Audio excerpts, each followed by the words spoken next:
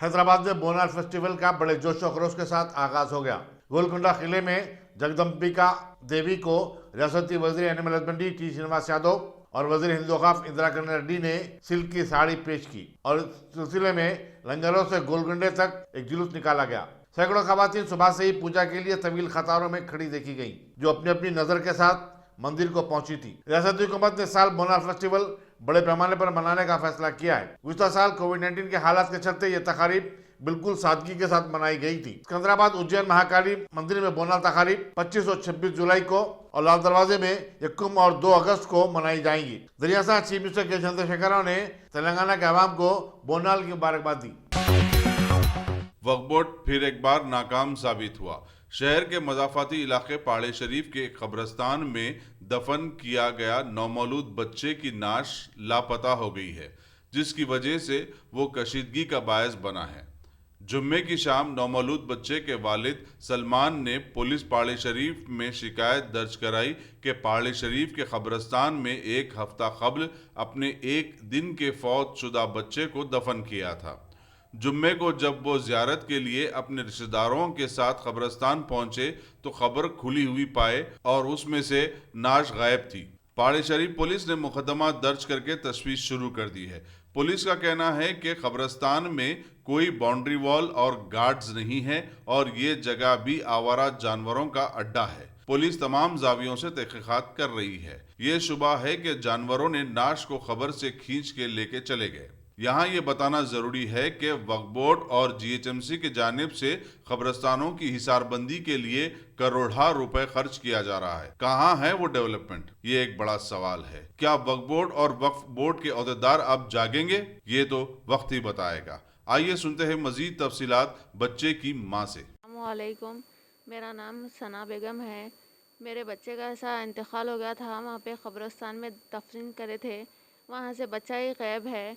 आप लोगों से मेरी रिक्वेस्ट है कि इंक्वायरी करिए, पुलिस वाले, मीडिया वाले मेरी हेल्प कीजिए, प्लीज़ इंक्वायरी कीजिए कैसा हुआ, क्या हुआ। पुलिस वाले, आप अंजुमन वाले, ऐसा कैसा लापरवाही होती। आप लोग ऐसा करें तो कैसा, वहाँ पे एक कैमरा या वॉचमैन कुछ तो भी रहना था ना। अब किसके ऊपर बोल के बोलूँ मैं? आप लोग प्लीज़ मेरे बच्चे को ढूंढिए, आप लोग इंक्वायरी कीजिए। या आजू बाजू वाले खबर में भी कोई है नहीं है, नहीं मालूम, हम ऐसा देखे जाके बोल के मालूम हुआ।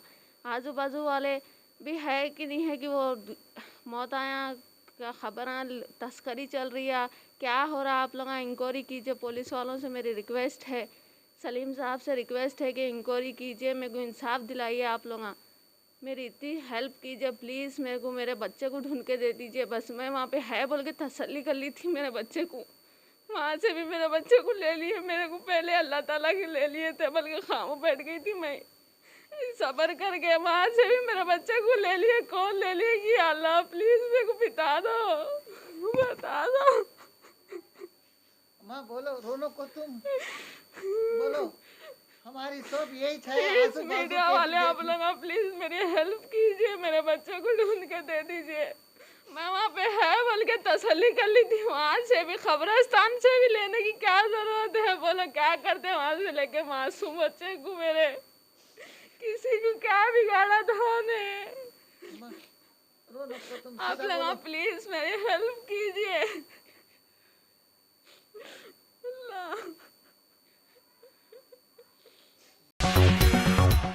वजीर animal husbandry T Srinivas Yadav ने सनत नगर के अरविंद नगर इलाके का दौरा किया और वहां हरिता हरम प्रोग्राम में हिस्सा लिया। उन्होंने मकामी आवाम से मुलाकात करते हुए कहा कि अवामी मसाइल को हल करने के लिए हमेशा तैयार रहें, बशर्ते कि वो मसाइल उनके इल्म में लाए जाएं। उनके दौरे में zonal commissioner Parwania, deputy commissioner JHMC Vamsi Krishna और मुकामी कॉर्पोरेटर के लक्ष्मी भी उनकी हमरा थी।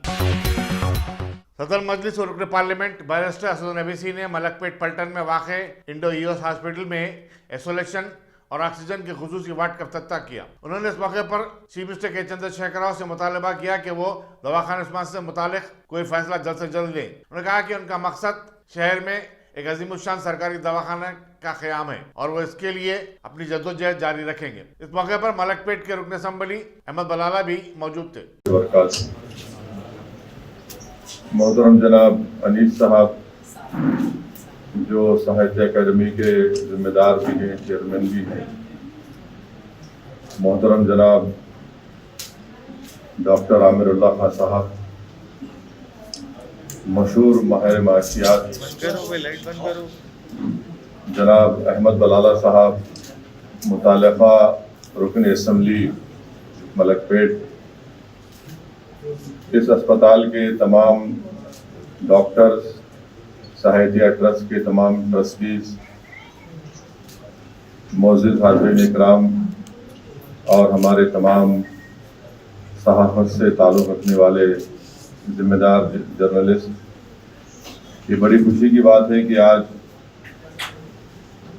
साहित्य ट्रस्ट और मोहतरम जनाब मंजूर गौरी साहब की मेहनत और काविशों के नतीजे में आज यहाँ पर इस अस्पताल में 13 वेंटिलेटर्स बेड का इफ्तिताह किया गया, जिसमें से 3 बेड उन खास कोविड पेशेंट्स के लिए मुख्तसस किए गए हैं जिनको डायलिसिस की ज़रूरत पड़ती है जब वो कोविड के शिकार होते हैं। और हमारी तो अल्लाह से ये दुआ है कि इंशाअल्लाह ताला तीसरी वेव दुनिया के किसी हिस्से में, किसी मुल्क में और ख़ास तौर से हमारे वतन अजीज़ में वो ना आए। मगर हमको, जैसा कि अनीस साहब ने कहा, कि हमको तैयारी करना है और जो माहिरीन ने इस बात को कहा कि दूसरे वेव के दौरान में वेंटिलेटर्स और उसके साथ उसके बेड की बेहद ज़रूरत थी और वेंटिलेटर्स बेड की नहीं होने की बिना पर कई लोगों की जानें भी चली गई। और साथ ही साथ आप और हम ये बात को जानते भी हैं कि कोविड जब होता है तो उसका इलाज बड़ा महंगा होता है।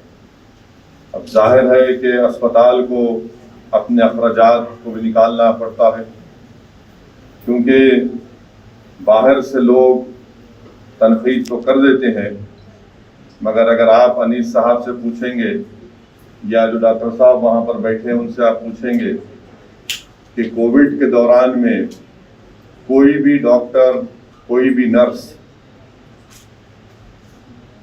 10 बार सोचते वो लोग उस अस्पताल में जाके इलाज करने के लिए, क्योंकि वो अपनी जान को खतरे में डालकर पेशेंट्स का इलाज करते हैं।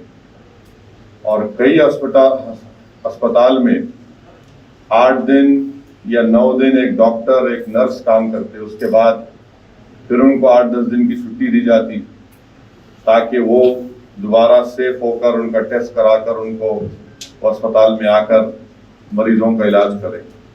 तो ये भी एक बहुत बड़ा फैक्टर है जिस पर गौर करने की ज़रूरत है। और यकीनन जैसा कि अनीस साहब ने कहा कि एक रीज़नेबल प्राइस रखकर कम से कम पैसों में इंशाअल्लाह ताला इस अस्पताल में यहाँ पर अगर खुदा ना खास्ता, लाखों बार खुदा ना खास्ता तीसरी वेव आती है कोविड का, तो फिर यहाँ पर उसका इंतज़ाम किया गया है। और अगर इंशाअल्लाह नहीं आएगी तो भी जो नॉर्मल पेशेंट्स हैं जिनको ज़रूरत पड़ेगी वेंटिलेटर की, उनके इलाज के लिए, तो यकीनन मैं समझता हूँ कि ये बहुत फ़ायदेमंद रहेगा।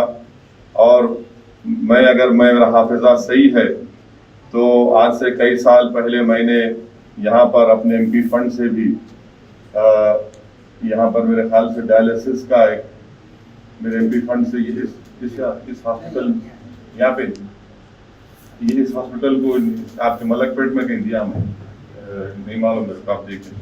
बहरहाल खैर ये बड़ा अच्छा काम यहाँ पर हो रहा है। और अनीस साहब, अगर आपको MP फंड, मेरे पास अभी लेटर आया है कि हैदराबाद MP फंड में अभी मैं कितने करीब 80 लाख या 1 करोड़ का प्रपोजल दे सकता हूँ। तो अगर आपको ज़रूरत है अगर आपकी ज़रूरत है तो इंशाअल्लाह ताला आप बताइए। और किस चीज़ के लिए ज़रूरत है इक्विपमेंट, अगर मेरे पहले मालूम होता तो मैं पहले बोल देता था। अभी मुश्ताक से कंफर्म किया, मैं वही मुश्ताक ये बोले कि गवर्नमेंट ऑफ इंडिया से जो मिनिस्ट्री ऑफ स्टैटिस्टिक्स है, जो MPLAD के इम्प्लीमेंटेशन की वजारत है, उनके पास से ये ख़त आया कि अभी 1 करोड़ के मैं प्रपोजल दे सकता हूँ। तो इंशाअल्लाह ताला आप बताइए और क्या आपको चाहिए इस अस्पताल को मजबूत करने के लिए। और इंशाल्लाह हमारा फोकस यही होना चाहिए कि हॉस्पिटल्स पर हमको तवज्जो लेने की ज़रूरत है। इसीलिए जब मंजलिस ने उस्मानिया हॉस्पिटल की नई बिल्डिंग की तामीर की बात की तो बहुत से लोग तनकीद किए कि आप पुरानी बिल्डिंग को तोड़ने की बात कर रहे हैं। मैं ये कह रहा हूँ कि हुकूमत उस्मानिया हॉस्पिटल में एक नई बिल्डिंग की ज़रूरत है और जो लोग इसको मंजलिस पर तनकीद करने का एक बहाना बना रहे हैं वो सरासर उनकी नाइंसाफ़ी है। वो उस्मानिया हॉस्पिटल के हालात से वाकिफ़ नहीं है। वो कभी भी गवर्नमेंट के हॉस्पिटल में जाकर इलाज ना करवाए, ना उनको मालूम वहाँ के हालात क्या हैं। मैं पिछले 26-27 साल से, जब से 94 में अल्लाह सुब्हाना व तआला के फजल व करम से आवाम ने मुझे बहैसियत रुकन असम्बली चारमीनार मुंतखब किया, मैं उस्मानिया को देख रहा हूँ और दिन ब दिन उसकी हालत ख़राब होती जा रही है। नई बिल्डिंग की ज़रूरत है। अगर यहाँ पर इस अस्पताल में 13 वेंटिलेटर लगाए गए, आप अंदाज़ा लगाइए कि उस्मानिया हॉस्पिटल में सालाना 90,000 ऑपरेशन होते थे, आज वहाँ पर सिर्फ 40,000 45,000 ऑपरेशन हो रहे हैं। हेरिटेज बचाना है बचाइए आप, मगर अगर जान बचाना है, इलाज करवाना है, कम से कम पैसों में इलाज करवाना है, तो फिर ये फैसला हमको करना पड़ेगा। और हम हुकूमत को किसी भी तरीके से ये कहकर निकलने नहीं देंगे कि नहीं आप लोग हेरिटेज की बात कर रहे हैं। हेरिटेज है बचाइए, हमको इसमें इतराज नहीं, मगर हेरिटेज के नाम पे अगर नई बिल्डिंग नहीं बनाएंगे, वहां पर कम से कम 20 lakh square feet buildup area की जरूरत है। और जो लोग मंजलिस की मुखालिफत कर रहे हैं वो नादान है, हकीकत को जानते नहीं है, जमीन से कोई कनेक्शन नहीं है लोगों का। क्योंकि ना तो वो कोविड में आवाम के दरमियान थे, ना वो आवाम की तकलीफ को समझ सकते हैं, ना वो अस्पताल चलाने वालों की तकलीफ को समझ सकते हैं। आजकल क्या हो गया है कि बस फेसबुक पे बैठो, एक 4 मिनट का वीडियो गलाजत का निकाल दो, मैं बहुत बड़ा कौम का गाजी बन गया। काम जमीन पे क्या होता है, कैसे होता है, किस तरह से उसको तकलीफ उठाना पड़ता है, वो हमको देखना। जो वरंगल की जेल को तोड़ के चीफ मिनिस्टर वहां पर 2-2 टावर बनाएंगे, और ये तो दारुल हुकूमत है। उस्मानिया सबसे पुराना मेडिकल कॉलेज है पूरे मुल्क का, सारी दुनिया में सारे लोग उसके डॉक्टर्स फैले हुए हैं। जब हम जाकर बलाला साहब जानते हैं कि हम जाकर डॉक्टर से मुलाकात किए तो कई डॉक्टर्स वहां पर आकर बोले कि सर हम लोग यहाँ पर किडनी ट्रांसप्लांट करते, हार्ट ट्रांसप्लांट करते, हमारे पास लिवर ट्रांसप्लांट होता है, हमारे पास लंग ट्रांसप्लांट करने की भी हमारे पास एक्सपर्टीज है।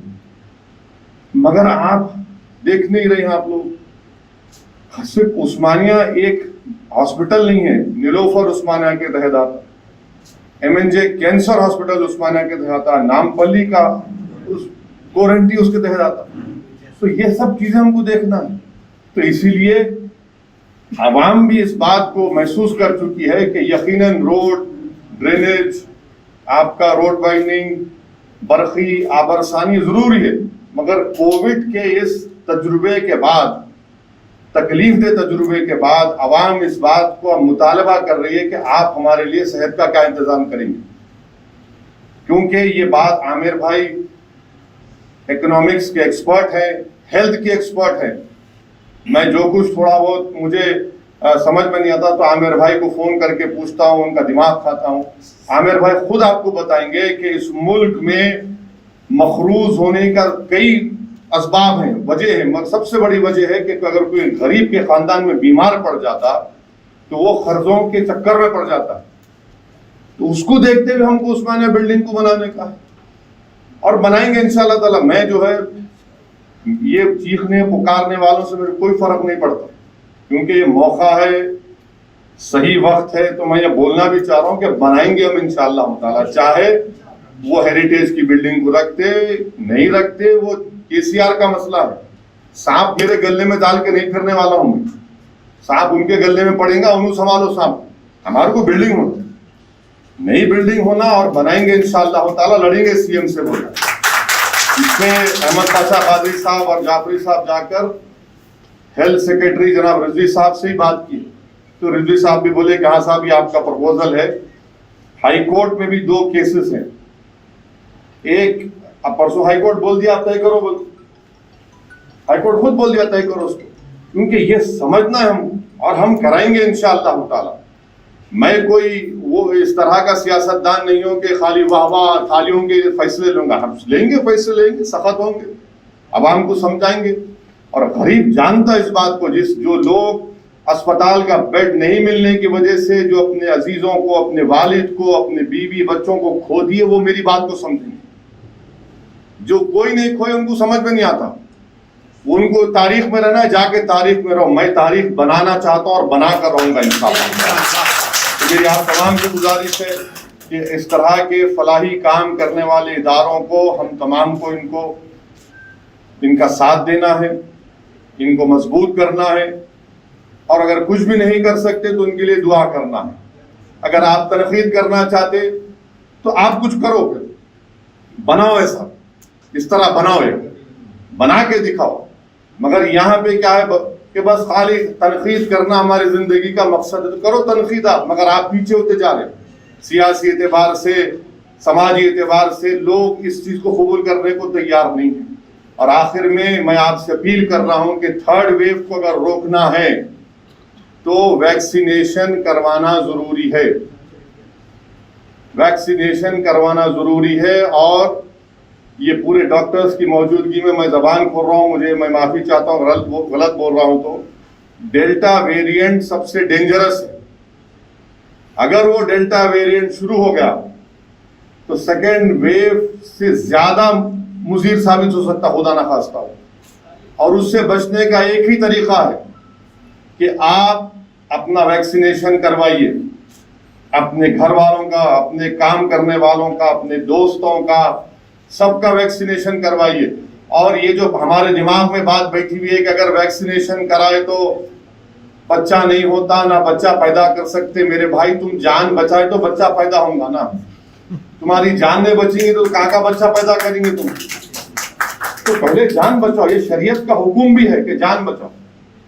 और ये बोला नहीं वो लगाने से किसी को मैग्नेट नहीं कर रहा, वो पैसे चिपक रहे। अरे मेरे को समझ में नहीं आया, हमको नहीं चिपक रहे पैसे, तुम्हारे कहाँ चिपक रहे? हम तो सियासतदान है ना, हम तो पूरे तनकीद का, हर गुनाहों का, अरे बुराइयों का मुंबा है हमारे मुखालिफिन के लिए। नहीं देखो लगा उसको चिपक रहा, अरे बाबा कोविड चिपक गया तो फिर पैसा भी निकल जाता जेब में का। इसलिए वैक्सीनेशन लगवाइए, तरगीब दीजिए। अब तो गवर्नमेंट की तरफ से आपको वैन्स भी निकले हैं, आप कर मोबाइल वैन से प्लीज करवाइए, खुदा के लिए करवाइए, इसमें जरा सी भी कोताही मत करिए। आप समझिए इस बात को कि बहुत से लोगों को हमने खोया है, बहुत से लोगों को हमने खोया है, इसका अंदाजा भी नहीं है। आप कब्रिस्तान जाकर देखिए या शमशान घाट जाकर देखिए, पूछिए वहां पर कितने लोगों को हमने खोया। जितने लोग आज यहाँ पर बैठे हुए हैं या जितनी लोग मेरी बात अब टीवी पे सुनेंगे, आप अपने दिल पे हाथ रख के मैं आपसे सवाल कर रहा हूँ, आप बता दो कि क्या आप किसी एक आदमी को जानते जो कोविड से मारा? सब बोलेंगे हाँ मैं जानता हूँ, सब बोलेंगे मैं जानता हूँ। जानते हैं तो फिर करवाइए ना, वैक्सीनेशन लीजिए, वैक्सीनेशन लेना जरूरी है। इनको बचाइए, डॉक्टरों को बचाना है। आपको मालूम इस मुल्क में ऑफिशियली 1400-1500 डॉक्टर मर गए। एक एक डॉक्टर को तैयार होने के लिए 8-10 साल लग जाते।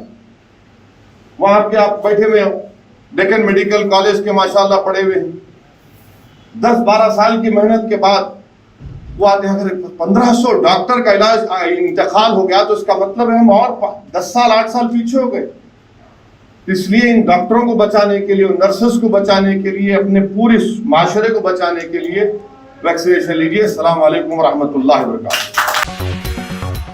भुवनगिर के कांग्रेसी रुकने पार्लियामेंट कोमटिरेड्डी वेंकट रेड्डी ने दिल्ली में मरकजी वजीर सियाहत और तहजीबी उमूर जी किशन रेड्डी से मुलाकात की और उन्हें मुबारकबाद दी। उन्होंने भुवनगिर के तारीखी किले को तरक्की देने में मरकज के ताउन की अपील की। उन्होंने कहा कि तारीखी अहमियत की हामिल इमारतों और किलों का तहफ़्फ़ुज़ जरूरी है। कोमटिरेड्डी वेंकट रेड्डी की जी किशन रेड्डी से इस मुलाकात को सियासी गलियारों में किसी और नजर से देखा जा रहा है। यहाँ बताना जरूरी होगा कि कोमटिरेड्डी वेंकट रेड्डी तेलंगाना प्रदेश कांग्रेस कमेटी की सदर के हैसियत से रेवंत रेड्डी के तकर्रुब पर नाराज हैं और ऐसा लगता है कि वो बहुत जल्द बीजेपी में शामिल हो जाएंगे। उन्होंने मीडिया से बातचीत करते हुए कहा कि रेवंत रेड्डी उनके मुकाबले में ना तजुर्बेकार हैं। तेलंगाना पांचाप बोनस का एक इजलास इतवार को मुनक़िद हुआ, जिसमें रियासती हुकूमत से मुतालबा किया गया कि वो पांचाप को जर्दा फरोख्त करने की इजाज़त दे। एसोसिएशन के वकील मोहम्मद अफजल ने मीडिया से बातचीत करते हुए कहा कि जर्दे के बगैर पान को फरोख्त नहीं किया जा सकता, चुनाचे हुकूमत इसकी इजाज़त दे। उन्होंने कहा कि हुकूमत शराब की फरोख्त की इजाज़त देती है, लेकिन हुकूमत के ही मंजूरा जर्दे को फरोख्त करने की इजाज़त हासिल नहीं है। उन्होंने बताया कि पांचाप के मालिकीन हुकूमत की सख्तियों की वजह से काफ़ी परेशान है और उनका कारोबार 80% की हद तक घट चुका है। उन्होंने बताया कि इस कारोबार से हज़ारों खानदान का गुजर बसर होता है।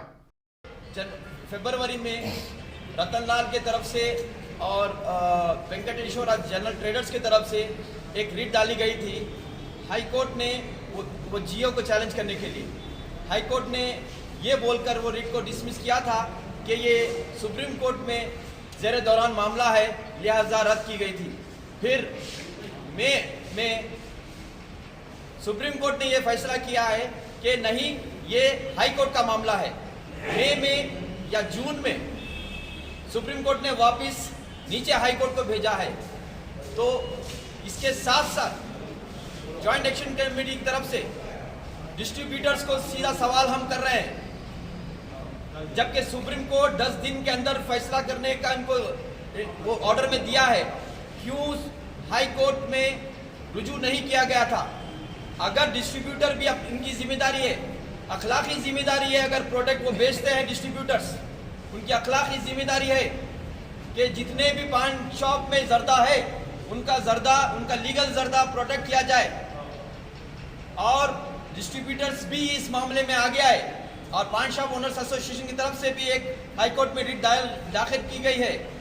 लिहाजा इसमें अब यहाँ से नॉन स्टॉप एजिटेशन शुरू हुआ है जॉइंट एक्शन कमेटी की तरफ से, जिसमें हम डिस्ट्रीब्यूटर्स को भी सवाल करेंगे। अगर डिस्ट्रीब्यूटर अपनी क्लैरिटी नहीं करेगा तो तमाम पान शॉप ओनर्स की तरफ से डिस्ट्रीब्यूटर के अगेंस्ट में कंज्यूमर फोरम में केसा फाइल होंगे। तमाम पान शॉप ओनर्स की तरफ से डिस्ट्रीब्यूटर की जिम्मेदारी है कि अपना ज़्यादा जितना भी सीज हुआ वो उनका जो कॉस्ट लॉस हुआ उसकी भी भरपाई करे। क्योंकि अगर मैं कोई चीज़ सेल करता हूँ मार्केट में तो मेरी जिम्मेदारी है कि मार्केट में मैं लीगल प्रोडक्ट सेल करूँ। अगर distributor legal sell product sell कर रहा है तो उसकी जिम्मेदारी है कि वो प्रोडक्ट भी लीगल मार्केट में सर्वाइव हो। लिहाजा हम किसी के खिलाफ नहीं, हम सिर्फ और सिर्फ तमाम लोगों का रोजी रोजगार उनके एम्प्लॉयमेंट को प्रोटेक्ट करने के लिए हम यहाँ पे बैठे हुए हैं। और एक तरफ हुकूमत जिस तरह से खामोश तमाशाई देख रही है पुलिस की हरासमेंट को, ये जियो के बारे में सामने आगे आए और इसका होम हेल्थ डिपार्टमेंट जिसका कलमदान चीफ मिनिस्टर के पास है आज भी, वो आपकी आकर उसकी क्लैरिटी दे और ये हैरासमेंट बंद हो। मैं मोहम्मद अफजलुद्दीन एडवोकेट कोऑर्डिनेटर हूँ इनकी जॉइंट एक्शन कमेटी का और लीगल एडवाइज़र भी हूँ, और इनके साथ साथ पूरी ये जॉइंट एक्शन।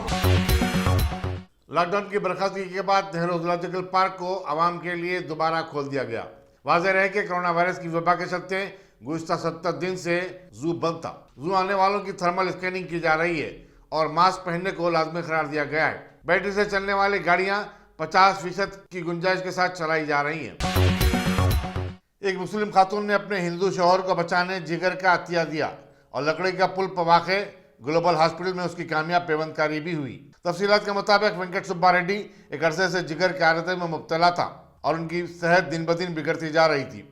डॉक्टरों ने उसकी पेवंदकारी का फैसला किया, लेकिन इसके लिए कोई मैचिंग अतिया दहिंदा दस्तियाब नहीं हुआ। बिलाखिर उसकी बीवी मुमताज आगे आई और इत्तेफाक से उसका जिगर मैच हो गया। वेंकट सुब्बा रेड्डी और मुमताज का ताल्लुक जिले कड़पा से।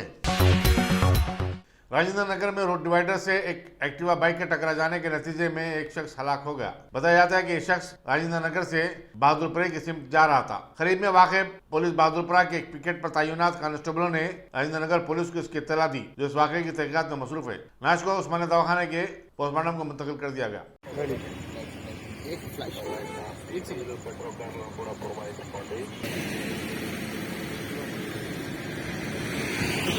क्या नाम है साहब आपका? आर विशाल कुमार है मेरा। क्या नाम है? विशाल कुमार है। विशाल कुमार, आप कौन से पीएस से? मैं Bahadurpura PS constable. Sir Bahadurpura PS से आप है, तो ये आप यहाँ पर आए, लेकिन ये पीएस तो राजेंद्र नगर लगता। हाँ बिल्कुल, ये तो राजेंद्र नगर भी लगता, मगर हमारा बाजू पिकेट। अच्छा, पिकेट से आप लोग उसी टाइम पे एक्सीडेंट होते यहाँ पर आए? चेक पोस्ट है, चेक पोस्ट में हम लोग बैठे थे। अच्छा, वो एक्सीडेंट होते ही सब जने मिलके आगे, तो मैं भी सब जने कांस्टेबल, आप भी पुलिस वाले है ना, आओ बोल, तो मैं आके पूरा 108 को फोन करके राजेंद्र नगर वाले को, राजेंद्र नगर पीएस को आप इन्फॉर्म करे थे? राजेंद्र नगर वाले को पीएस को इन्फॉर्म कर दिया, आज आ रहे बोल के बोले। जब तक मैं तो एम्बुलेंस को आपने ही बुलाया सर? हाँ ठीक है सर, बहुत सर। ये शुक्रिया। कैसा हुआ एक्सीडेंट? ये अपन का ये कैसा हुआ sir accident? Road side street light रहता ना, उस खंबे को उसका कोई मार के गिर गया। मतलब इसको कोई एक्सीडेंट नहीं किया? Self Felder. तो वो ड्रिंक में था क्या सर? वो ड्रिंक तो वगैरह करे हुआ कुछ ऐसा पता है आपको? वो तो नहीं पता है, कहीं को तो अभी एक्सीडेंट होगा, गिर गया ना, एम्बुलेंस में भिजा दिए। ठीक है। अब उसमें एमएलसी में अपन को थोड़ा मालूम जाता। ठीक है, शुक्रिया। एक मिनट।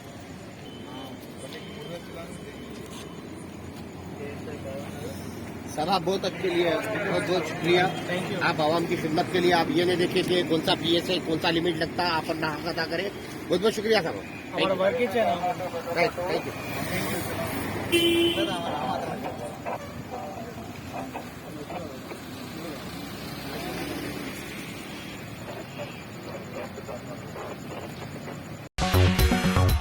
एक मौक्कल की जानिब से अपने ही वकील पर हमले का वाकया लकड़ी का पुल के इलाके में पेश आया।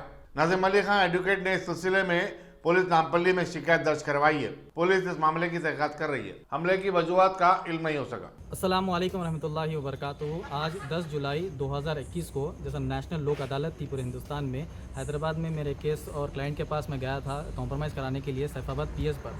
खैर वो कॉम्प्रोमाइज़ हुआ नहीं, केस सेटल हुआ नहीं। उसके बाद हम बाहर निकल कर जा रहे थे तो एक्यूज़ड के, जो मेरा क्लाइंट है, ख़ुद का क्लाइंट, एक्यूज़ड के बड़े भाई ने बहुत ही बदतमीज़ी से गाली गलौज किया मेरे ऊपर, और जो लाइफ थ्रेटनिंग के हर बात कही कि किसी को बुलाकर तेरा दिखा लूँगा, और माँ की, बहन की, जितने भी गंदी गंदी गालियाँ होती है, पूरी गालियाँ उसने दी है। तो अब ये देखा जा रहा है कि इस तरीके से एडवोकेट्स के ऊपर अटैक हो रहे हैं, ये बहुत बुरी बात है। अब मैं ये पर्सनल लेकर नहीं आया हूँ, एज एन एडवोकेट फ्रेटर्निटी के तहत पर आया हूँ मैं, कि अगर ऐसे एडवोकेट फ्रेटर्निटी को इस तरीके से डराया जाएगा, धमकाया जाएगा, गाली गलौज की जाएगी, तो एडवोकेट बनने से कोई जो है सामने नहीं आएगा। ये बहुत बुरी बात है और इस तरीके से नहीं होना चाहिए। और एडवोकेट फ्रेटर्निटी आप देखिए अपनी जान पर खेलकर एक्यूज़ को बाहर निकालते हैं, उनको इंसाफ दिलाते हैं, क्लाइंट को इंसाफ दिलाते हैं, जिद्दोजहद करते हैं, दिन रात मेहनत करते हैं। और इस तरीके से अगर अटैक होगा, चाहे वर्बली अटैक हो या फिर थ्रेटनिंग का अटैक हो, फिजिकली अटैक हो, तो ये बहुत एडवोकेट फ्रेटर्निटी के ऊपर बहुत बड़ा जो है ये तकलीफ दे बात है। और जो मेरे क्लाइंट की जो बात है उसने तो इस तरीके से बातें कर दी कि भाई तुझे देख लूँगा, या फिर मैं जो है तो इनको बुलाकर उनको बुलाकर तेरा काम तमाम कर लूँगा। खैर उसको, वो बंदे को मेरा बैकग्राउंड तो पता था नहीं, तो इस तरीके से बात कर दी उन्हें। एडवोकेट और पीएस के अंदर उसने रहकर एसआईज के सामने, पुलिस इंस्पेक्टर्स के सामने जो है इतनी बड़ी बड़ी बातें कर रहा है कि कोई आप मैं बयान भी नहीं कर सकता। खैर वहाँ पर अंदर वीडियो ले नहीं सकते, मगर बड़ी बड़ी बातें एडवोकेट को कर रहा है। तो एडवोकेट फ्रेटर्निटी के ऊपर जो है बहुत बड़ी बात है, बहुत बड़ा धब्बा लगने की बात है अगर इस तरीके से इन लोगों को छूट दी जाती है। अभी मैं जो है नामपल्ली पीएस आया हूँ, ये कंप्लेन दिया हूँ, और यहाँ के एसआई साहब ने और सीआई साहब ने कंफर्म दिया है कि अभी हम ऊपर जाएंगे और एफआईआर की वो कार्रवाई कर रहे हैं। एफआईआर जब वो जो है दर्ज करवाएंगे। तो सबसे गुजारिश यही है कि जो है जितने भी ऐसे केसेस आते हैं, जो भी क्लाइंट्स है या फिर उनके दोस्त अहबाब है, ज़रा कंट्रोल में रहिए अपने आप को। अगर कॉम्प्रोमाइज़ नहीं हुआ, अगर बेल नहीं मिली, अगर आपके हक़ में अगर जो है कोई फैसला नहीं आएगा तो क्या एडवोकेट को मार देते, या फिर जो है कोई डॉक्टर कोई इलाज सही नहीं करा तो क्या डॉक्टर को मार देंगे? इस तरीके से नहीं होना चाहिए। और जो है जिस तरीके से अभी पूरे हिंदुस्तान में एडवोकेट्स बिल जो है अभी बन रहा है, डेली अपडेट हो रहा है, मैं जो है मरकज़ी हुकूमत से और जो है रियासती हुकूमत से यही गुजारिश करूँगा, मरकज़ी हुकूमत से गुजारिश करूँगा कि जल्द से जल्द उसको एक्ट बनाएं और हमारा प्रोटेक्शन प्रोटेक्शन रखे, हमारा भी प्रोटेक्शन करे, हमारी फैमिली का भी प्रोटेक्शन रखे, क्योंकि फैमिली को भी लाइफ थ्रेट होता है, हमारा भी लाइफ थ्रेट होता है। हम अगर ये प्रोफेशन में आए हैं तो ये नोबल प्रोफेशन है, हम लोगों की ज़िंदगियाँ बचाते हैं, उनको इंसाफ दिलाते हैं। अगर हमारी लाइफ थ्रेट है या फिर हमको गाली गलौज मिल रही है, हमारी फैमिली की लाइफ थ्रेट है, तो इस तरीके से नहीं होना चाहिए। एडवोकेट्स फ्रेटर्निटी के ऊपर यह बहुत बड़ा संगीन जो है गलत बात है। तो अब से हम नामपल्ली PS आए FIR कराने के लिए, और जो है मीडिया से गुजारिश है कि इस तरीके ये न्यूज़ को जो है आगे से आगे तक इंशाल्लाह पहुंचाने की कोशिश करिए इंशाल्लाह। मीडिया का शुक्रिया है, जज़ाकल्लाह खैर, बहुत बहुत शुक्रिया जितने भी लोग यहाँ पर आए। जिले वारंगल में इतवार की सुबह से धुआंधार बारिश ने आम जिंदगी को मफलूज करके रख दिया। कई मकानात में पानी दाखिल हो गया तो कई मकामात पर सड़कों को भारी नुकसान पहुंचा। ग्रेटर सिटी वारंगल में लोगों ने एक ही बारिश में शहर के तालाब में तब्दील हो जाने पर हैरत और तशवीश का इजहार किया है। उन्होंने बताया कि वारंगल की सूरत हाल शहरी नज़्म-ओ-नस्क की गफलत और लापरवाही की बोलती तस्वीर है। इसी तरह महकमा मौसमियात ने पीर और मंगल को तेलंगाना के कई इलाकों बशमूल हैदराबाद में बारिश की पेशकशी की है। उत्तर प्रदेश की हुकूमत 2 से ज्यादा बच्चे रखने वालों को मुकामी इंतखाबात में हिस्सा लेने से बाज रखने, सरकारी मुलाजिमतों में तरक्कियों और हुकूमत की किसी भी सब्सिडी से महरूम रखने के लिए नया कानून बनाने जा रही है। रियासती इला कमीशन की सिफारिश पर हुकूमत ने पॉपुलेशन कंट्रोल बिल का मसवदा तैयार किया है और इस सिलसिले में 19 जुलाई तक आवाम से राय तलब की गई है। आइंदा साल रियासती असम्बली के चुनाव को पेश नजर रखते हुए चीफ मिनिस्टर योगी आदित्यनाथ की बीजेपी हुकूमत ऐसे बिल के जरिए मनाफरत फैलाना चाहती है और ये बावर करती है कि मुसलमान 2 से ज्यादा बच्चे रखते हैं। हुकूमत इस बिल के बारे में अवामी शऊर की बेदारी का प्रोग्राम भी बना रही है। मुल्क में कोरोना वायरस के वाकयात में कमी का सिलसिला जारी है और गुज़श्ता 24 घंटों में कोविड-19 के 41,506 केसेस सामने आए, जबकि इसी मुद्दत में 895 नई अमवात हुई हैं।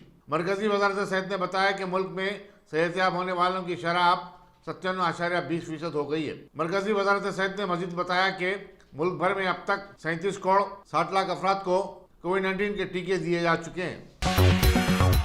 पुलिस काला पत्थर ने 3 दिन कबल चूने की भट्टी मिस्रीगंज में 44 साला मुकरम अली के कत्ल के सिलसिले में 2 अफराद 20 साला मोहम्मद अरबाज और 60 साला मोहम्मद हामिद खान को गिरफ्तार कर लिया है। DCP साउथ जोन जी भोपाल ने बताया कि मुकरम अली ने अपनी बेटी के साथ छेड़छाड़ करने पर अरबाज की मारपीट की थी और अरबाज ने मुकरम के खिलाफ अगवा का मुकदमा दर्ज करवाया था। मुकरम अरबाज से मुकदमा वापस लेने के लिए उसे हिरासा कर रहा था, चुनाचे उसने मुकरम का सफाया करने की ठान ली थी। इंस्पेक्टर सुदर्शन ने ACP चामिना भिक्षम रेड्डी की निगरानी में तहकीकात की और ये गिरफ्तारी अमल में लाई। रुयत हिलाल कमेटी हैदराबाद ने बताया कि शहर में इतवार को ज़िलहज्जा का चांद नजर आ गया। इस तरह पीर 12 जुलाई यकुम ज़िलहज्जा होगी, जबकि ईद उल जुहा चाशंबा 21 जुलाई को मनाई जाएगी। एरोबिक्स एंड फिटनेस ट्रेनर्स का 3 रोजा कौमी वर्कशॉप का इतवार को हैदराबाद में इख्तिताम अमल में आया। इसमें हिस्सा लेने वालों ने बताया कि इस वर्कशॉप से उनकी मालूमात में काफी इजाफा हुआ है। इस वर्कशॉप में बशमूल तेलंगाना मुख्तलिफ रियासतों से 43 ट्रेनर्स ने हिस्सा लिया। General secretary sports aerobic and fitness association Telangana B Muralidhar ने बताया कि कौमी नौयत के ऐसे बड़े वर्कशॉप की मेजबानी का तेलंगाना को इस मरतबा एजाज मिला है। नमस्ते, मेरा नाम उत्कर्षा धनंजय चितड़े है। मैं पुणे पिंपरी चिंचवड से आई हूँ। आज यहाँ हैदराबाद में पिछले 3 दिनों से हमारा एरोबिक्स का वर्कशॉप चालू था। इसमें बहुत मज़ा आया, हमने बहुत सारी नई चीज़ें सीखी। सबसे पहले मैं धन्यवाद करना चाहूँगी हमारे प्रेसिडेंट को, संतोष देशमुख सर को, हमारे सेक्रेटरी को संतोष खेरनार सर और हमारे 2 एक्सीलेंट कोचेस को doctor Suraiya ma'am and Vishal sir. उन्होंने हमें इतना अच्छा ट्रेनिंग दिया है, इतना अच्छा सिखाया है कि हम ये कभी भूल ही नहीं सकते हैं। एंड श्योर ऑफ हम ये जो सीख के जा रहे हैं, हमारे साथ जो कुछ लेके जा रहे हैं हमारे गांव में, हम इसे जरूर इम्प्लीमेंट करेंगे और सबको फिट इंडिया ऐसा सिखाएंगे जरूर। धन्यवाद। Dynamic Success the Junior College. Enter to win. Masters in MPC and BPC. Integrated coaching for NEET, IIT, JEE. Separate block for girls. Better coaching, better planning, better environment with better results. Opposite Madanapet Mandi, Saeedabad, Hyderabad. Phone 04029701124. an institute of success schools.